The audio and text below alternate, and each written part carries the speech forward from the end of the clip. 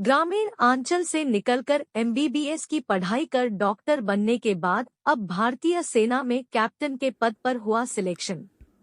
जी हां, हम बात कर रहे हैं महेंद्रगढ़ जिले के गांव मोहल्ला के डॉक्टर विक्रांत यादव की। अपनी प्रारंभिक पढ़ाई गोमला के सरकारी स्कूल से करने के बाद सीनियर सेकेंडरी निजी स्कूल की तथा इसके बाद एमबीबीएस करके डॉक्टर बने विक्रांत यादव ने अब भारतीय सेना में कैप्टन के पद पर चयनित होकर क्षेत्र और माता पिता का नाम रोशन किया है।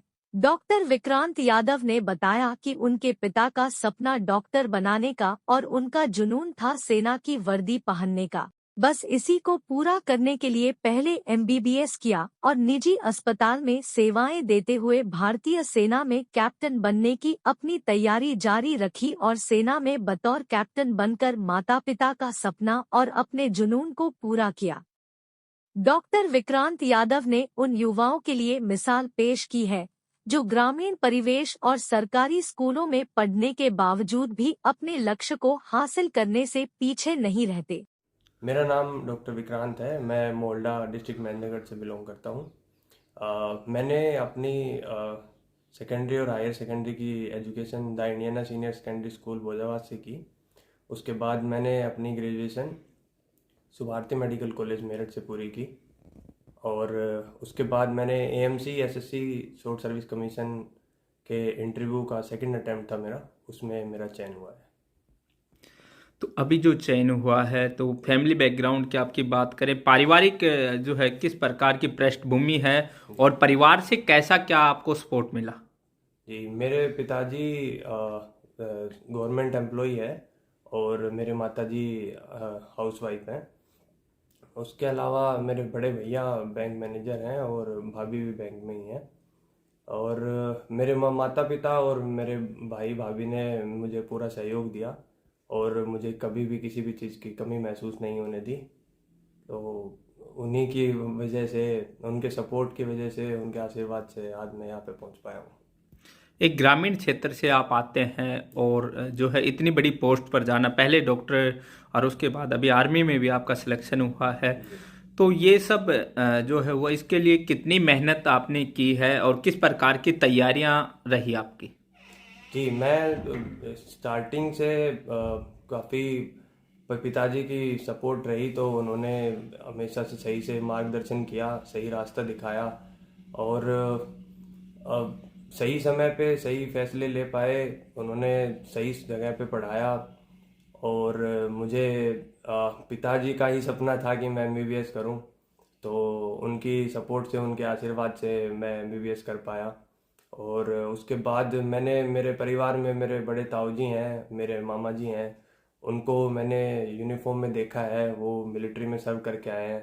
तो मुझे मेरा भी मन था, मेरा भी सपना था हमेशा से कि मैं मिलिट्री में जाके सर्व करूं। मुझे वर्दी पहनना, मुझे वर्दी में देखना अच्छा लगता था, तो मैं भी चाहता था कि एक दिन मैं भी वर्दी पहनूं। तो इसी वजह से मुझे इस तरीके का मौका मिला और मैं ये सब कर पाया। आपके जैसे और बहुत से युवा हैं, तैयारियां करते हैं, कुछ असफल हो जाते हैं, तो क्या एक संदेश आप युवाओं के लिए, विशेष करके जो तैयारी करते हैं लेकिन किन्हीं परिस्थितियों में सफल नहीं हो पाते? जी, देखिए, अब मेहनत सभी करते हैं, कोशिश मैंने भी की थी, पहली बार मैं भी हार गया था, लेकिन ये मेरा सेकंड अटेम्प्ट था। तो मैंने, मेरा सपना था, मेरी जिद थी, मुझे चाहिए था कि मुझे वर्दी पहननी है, मुझे जाना है इंडियन आर्मी में। तो मैंने कोशिश की। मेहनत के साथ साथ किस्मत का साथ बहुत ज़्यादा ज़रूरी होता है। तो ऐसा नहीं है कि किस्मत हमेशा ही साथ नहीं देगी, कभी ना कभी ऐसा होता है कि आप अगर मेहनत अच्छे से करेंगे तो वो कहते हैं कि मेहनत के साथ साथ ही किस्मत का हाथ आता है।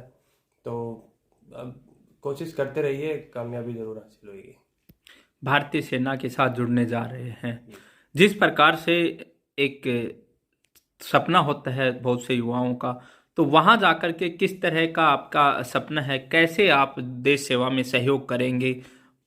जी, मैंने एज ए मेडिकल ऑफिसर, मैं यहाँ पे इससे पहले भी जो मेरे से हो पाता था, जो मुझे अपॉर्चुनिटी मिली, उसमें मैंने हमेशा से कोशिश की कि जितना अच्छा कर पाऊँ मैं, चाहे वो हॉस्पिटल्स हो, चाहे वो पेशेंट केयर हो। लेकिन अभी नेशनल इंस्टीट्यूट है, नेशनल ऑर्गेनाइजेशन है, उसका पार्ट बन के मैं पेशेंट्स के साथ साथ देश सेवा भी कर पाऊँगा। और सबसे बड़ी बात यह है कि मैंने अपने परिवार को, अपने माता पिता को, अपने भैया भाभी को, अपने गांव को, अपने समाज को गौरवान्वित महसूस करवाया है। मुझे ये अपॉर्चुनिटी मिली, मुझे इस काबिल बनाया सभी ने कि मैं वहाँ जाके देश सेवा कर पाऊँ और अपना कर्म निभा पाऊँ। डॉक्टर को एक भगवान के रूप में देखते हैं लोग। आप इस पेशे से जुड़े हैं, आपने इस क्षेत्र में सेवाएं भी दी हैं, तो क्या लगता है कि जो लोगों की अपेक्षाएं हैं उन पर आप खरा उतरेंगे? जी, मैंने अभी तक जितनी कोशिश की है, मैंने अपनी तरफ से पूरी रूप से कोशिश की है कि मैं सभी की अपेक्षाओं पे खरा उतर पाऊँ। बाकी भविष्य में भी मेरा यही प्रयास रहेगा कि मैं जितना अच्छा कर पाऊँ, जितना मेरे माता पिता का चेहरा गर्दन ऊपर रख पाऊँगा, तो मैं पूरी कोशिश करूँगा सर। युवा जो तैयारी करते हैं उनके लिए सही जो एक मार्ग दिखाना बड़ा ज़रूरी होता है। तो कौन सी ऐसी जो बेसिक चीज़ें हैं जो एक युवा को अपने टारगेट को, अपने लक्ष्य को प्राप्त करने के लिए उन पे फोकस करना चाहिए? जी, आजकल टेक्नोलॉजी का ज़माना है, तो सारी रिसोर्सिस का जितना इस्तेमाल किया जाए वो भी पॉजिटिव रूप में किया जाए उतना अच्छा है। और पेरेंट्स चाहे फाइनेंशियल कंडीशन कैसी भी हो, हर किसी के पेरेंट्स अपनी तरफ से बेस्ट फैसिलिटीज़ प्रोवाइड करने की कोशिश करते हैं। तो मैं तो यही कहूँगा कि मेहनत करते रहिए, कोशिश करते रहिए, और सही अगर दिशा में अगर मेहनत करेंगे तो सफलता ज़रूर हासिल होगी। एक आज के समय में मोबाइल को लेकर के बड़ी चर्चाएं रहती हैं। कुछ लोग इसका जो है कहते हैं कि सोशल मीडिया जो प्लेटफॉर्म है इनसे दूर रहना चाहिए। ये कहीं ना कहीं लक्ष्य को प्राप्ति में बाधा बनते हैं। लेकिन कुछ लोग ऐसे हैं जो सोशल मीडिया के मदद लेकर के सफल भी हुए हैं, वो लोग भी हैं, देखे हमने। आपका क्या मानना है मोबाइल और सोशल मीडिया को लेकर के? सर, हर चीज़ के दो पहलू होते हैं, एक पॉजिटिव एस्पेक्ट होता है, एक नेगेटिव एस्पेक्ट होता है।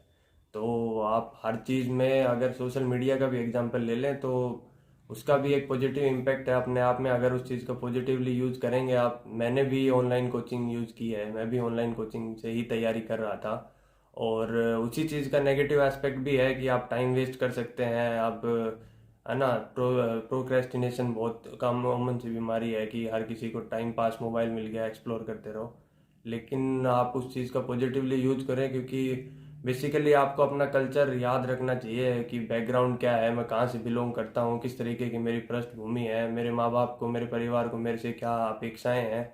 अगर ये सब दिमाग में रह के तैयारी करेगा तो मुझे लगता है कि कामयाबी जरूर हासिल होगी। देखिए कर्मवीर जी, माता पिता का विशेष रोल होता है बच्चे के भविष्य को संवारने में, विशेषकर 12th क्लास तक। माँ बाप की भी नैतिक जिम्मेदारी बढ़ती है कि 12th क्लास तक बच्चे के ऊपर विशेष ध्यान रखे, क्योंकि पैर डगमगाने की स्थिति और उम्र +2 तक ही होती है, उसके बाद में बच्चा अपने आप समझ जाता है। तो बेटे की तैयारी थी, किस तरह की मेहनत करता था शुरू से? आप देख रहे हैं जिस प्रकार से MBBS भी की है इन्होंने, इसके बाद जो है अभी यहाँ सिलेक्शन भी हुआ। कैसी तैयारी थी, कैसे तैयारी अपनी करता था, कितना समय पढ़ाई को देता था? देखिए कर्मवीर जी, ये बच्चा शुरू से टैलेंटेड था। इसकी एजुकेशन अपने गवर्नमेंट प्राइमरी स्कूल में हुई, प्रारंभिक शिक्षा इसकी। उसके बाद में अपने पड़ोसी ग्रामीण क्षेत्र स्कूल इंडियाना स्कूल से हुई। उसके बाद में इसका एडमिशन सुभारती मेडिकल कॉलेज में हो पाया। ये गवर्नमेंट कॉलेज में इसका एडमिशन नहीं हो पाया कुछ एक पॉइंट्स की कमी से। उसके बाद में भी इसने बहुत अच्छा किया और लगातार इसने अपनी कंटिन्यू पढ़ाई जारी रखी। उसके बाद में इसने अपनी ये आर्मी वाली कोचिंग भी स्टार्ट कर दी थी ऑनलाइन, और लगभग 10 घंटे के लगभग ही अपनी तैयारी करता था। ग्रामीण क्षेत्र से निकल करके इतनी बड़ी पोस्ट पर पहुंचा है। अक्सर युवाओं को आपने भी देखा होगा कि जो है आज के समय में नशे के लिए जो है भटक जाते हैं, या दूसरे जो है बेरोजगारी की वजह से लगा लो, किन्हीं भी कारणों से। तो सर, क्या एक संदेश इस समाज को, इस सोसाइटी को अपनी तरफ से देना चाहेंगे, और माँ बाप को कि अपने बच्चों को कैसे उनकी केयर करें? देखिए करमवीर जी, नशे की बात है तो मेरे दोनों बच्चे और मेरा पूरा परिवार इस प्रकार के नशे से कोसों कोसों दूर है। किसी प्रकार का कोई नशा नहीं करते हैं। और मैं तो समाज के लोगों को भी, बच्चों को भी इसी प्रकार का संदेश देना चाहूँगा कि बच्चों को, लोगों को नशे से बिल्कुल दूर रहना चाहिए। और माँ बाप की भी बराबर की भागीदारी होती है बच्चे के कैरियर को बढ़ाने में माँ बाप को भी सजग रहना चाहिए। जैसा विक्रांत ने भी बताया है कि आपका सपना था एमबीबीएस बनने का, और उसका सपना देश सेवा, खास करके भारतीय सेना की वर्दी पहनने का, और दोनों सपनों को उसने साकार किया है। तो माँ बाप की जो अपेक्षाएं रहती है उसको बच्चा जो है कई बार उसको लेकर के तनाव में आ जाता है, तो वहाँ किस तरह से? देखिए सर, हमने इस बच्चे के ऊपर कभी भी तनाव को हावी नहीं होने दिया। ठीक है, मेरी इच्छा थी वह बच्चे को मैं डॉक्टर बनाऊं, तो इसकी भी भागीदारी बराबर की रही। जैसे मैंने कहा, बिल्कुल तैयार हो गया और ये पढ़ने में बिल्कुल मेधावी था।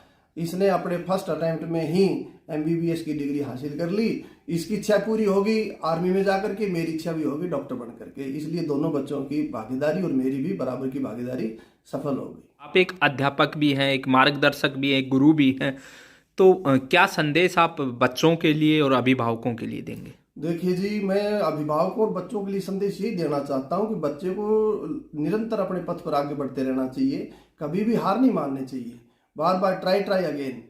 एक बार नहीं, दूसरी बार नहीं, तीसरी बार सफलता जरूर मिलेगी। जो बच्चे लगन से मेहनत करते हैं उनको सफलता अवश्य मिलती है। गाँव से अब शहरों की तरफ लोग नहीं जाते हैं। देखिए, आपके सामने उदाहरण है, ये ग्रामीण क्षेत्र में रहते हुए इस प्रकार की उपलब्धि हासिल की है। आजकल गांव में हर प्रकार की सुविधाएं मिल जाती हैं। आपका बेटा जो है भारतीय सेना में सिलेक्शन हुआ है कैप्टन के रूप में, तो क्या कहना चाहेंगे, कितनी खुश हैं आप? मैं बहुत खुश हूँ भाई। अरे ना, मेरे बेटा, मैं खुश हूँ, मेरा पूरा परिवार खुश है और मेरा बेटा अच्छी में गया भाई। तो जिस प्रकार से उम्मीद थी परिवार की वो पूरी हुई। पूरी होगी भाई। आप जो है एक महिला सरपंच के रूप में आपने गांव का नेतृत्व किया है, तो समाज में कैसा क्या मैसेज गया, क्या लोगों की सोच बदल रही है अब? बिल्कुल बदल रही है भाई, अच्छा मैसेज गया है समाज में, तो है ना। लड़का ने पूरी मेहनत करके पूरा गांव का नाम रोशन किया है। तो परिवार खुश है इसीलिए? बिल्कुल भाई, पूरा परिवार हमारा खुश है, सब खुश है।